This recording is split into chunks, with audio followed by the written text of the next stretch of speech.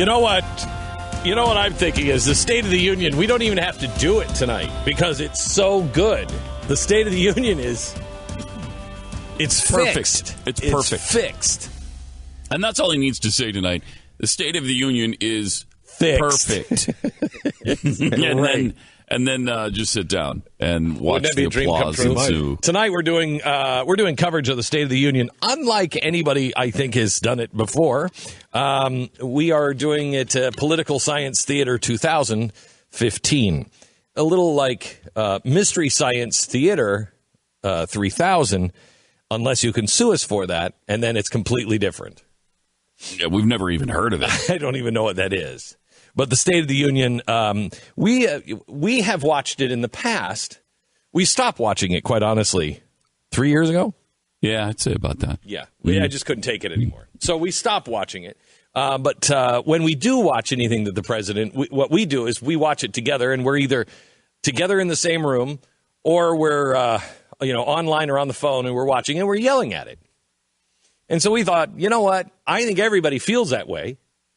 Why don't we all watch it together? And so we've got a huge screen that we're going to be sitting in front of. And then the camera will be right there with us, and we're going to be mouthing off the whole time. And we can TiVo it, so we're going to stop it and start it in case we need to. I suggest we just let it run. No reason to make it longer. No. Well, we could maybe fast forward parts if we get behind. That's possible, right? That is a good idea. Maybe we should start it an hour late and just go boop, boop, boop, and then just got to go through the whole thing. But the good thing about the State of the Union is you have those long applauses, which give us plenty of opportunities to hear what he's saying and then make fun of him mercilessly. Yeah. We also have a team of researchers here that will be there to when he says something that we think is total bullcrap, we'll be able to say, researchers, can you find out if that's true or not? I've reduced the deficit by 2/3. Yeah. Yeah, right? Yeah. Can we check on that? He's going to say that tonight. Oh, yeah. Of course he will. This is a really big deal. I've been invited. I've never been invited to the State of Union address. I've been invited to the State of Union this time by about 6 different people. And I've had to say no because we were going to do this. And quite honestly, I would much rather be doing this than actually going to see that guy say those things. However, Mike Lee and I were talking a couple of weeks ago, and he said, Glenn, this is a historic State of the Union. This is a really important. This is the most important one he has done since he got into office. Really? Yeah. I feel like it's the opposite, that no one's paying attention to it. And no, but historically speaking, this is the most important one. Oh, okay. Because this is the one where he now has to go in front of a Congress that is not his. Right. And he now has to say, here's how we work together. Here's how we're going to. And he's not going to. No. He's not going to. And so this will be the first time a president has ever really kind of done that. Just sat in front of him and said, screw you. Mm-hmm. I don't think it's actually even crossed his mind. I don't think it's crossed his mind to think about working with them. I don't think it does as long as you agree with him. He'll work with you as long as you agree with him. That's not compromise. That's just doing what he says, which is what he wants, clearly. But coming out with a proposal like, hey, we're going to raise taxes on the wealthy again, even after we just raised taxes on the wealthy in this deal where we supposedly came together. Now I'm changing that deal. I'm raising taxes on the wealthy again to give it to, quote unquote, what I'm defining as the middle class. And knowing that obviously Republicans are going to oppose another tax hike, therefore setting up a situation in which you can blame evil Republicans for backing the rich again. He hasn't actually said he's going to give it to the middle class, has he? Has he actually made the statement that he's going to redistribute wealth from the wealthy to the middle class? That's the good sell on his policy, that's what he's doing. He's taking it from people. He's closing the trust fund loophole, Pat. And he's going to deliver that money and some money from bank fees to the middle class through his giant community college giveaways and a tax break. Oh, yeah, trying to make that free? That's going to be free. Okay, stop with the free thing. No, it's free. It's not free. You used to pay a bill. As everybody knows. $60 billion worth of freeness. As everybody knows with healthcare, it wasn't free now, was it?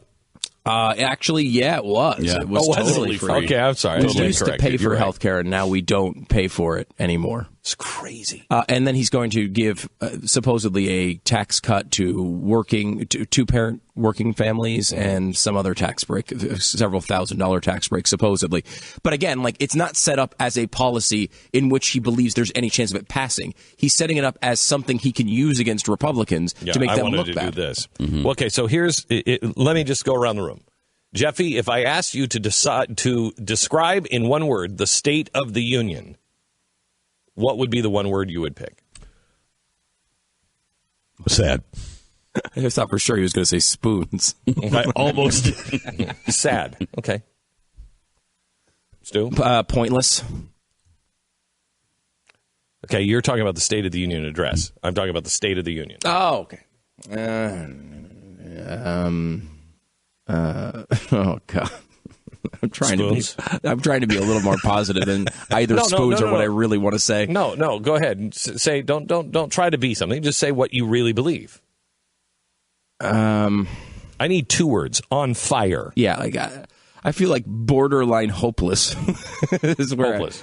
What is your feeling? That's a little negative, perhaps. Teetering would be my word. Here are the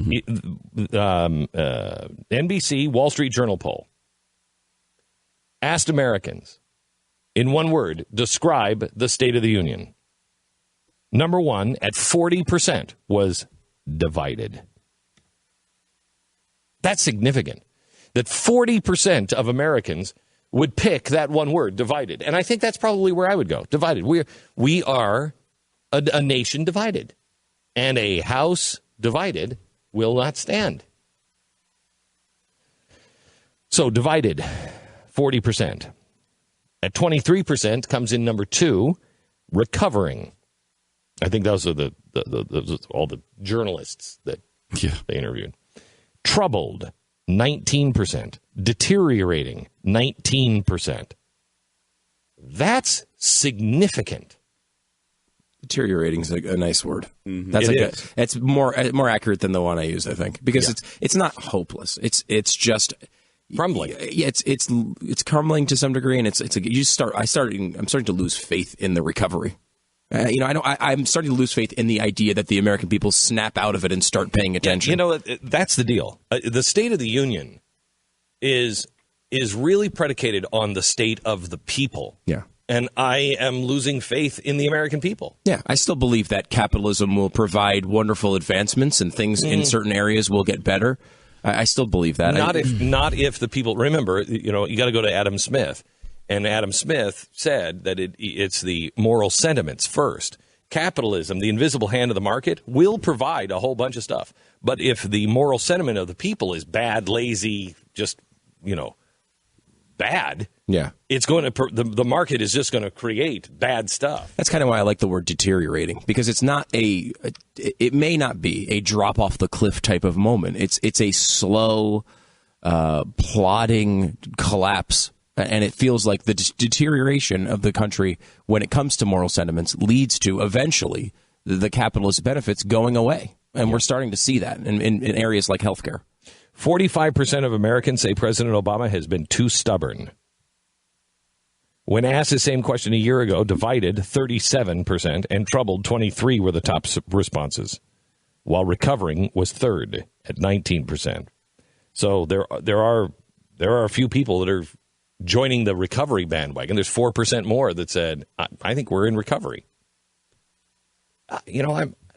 I'm hearing this. I watched TV the other day, and I heard regular people on the street say, I just really feel like we're starting to gain. The economy is really starting to come back. Is it just me? Am I the only one that feels like, no, it's not? Well, certainly there are measures. I mean, they will point out tonight that Mitt Romney promised by the end of his first term to have the unemployment rate below 6%. It is currently already at 5.6%. They will point that out. They will point out this. That's not counting the people who aren't working. No, I know. That have given up. Mm-hmm. We now have more Americans who have decided that I'm not working than ever before. You can't separate those two numbers. We always have, because we've always been a working society. We've always been a group of people that said, "Hey, you got to work. If you don't work, you're you're not going to live. Mm-hmm. And of course, he will not point out, however, that the growth in employment, where there has been growth in employment, has happened in states which oppose all of his policies, like Texas. He will not discuss that.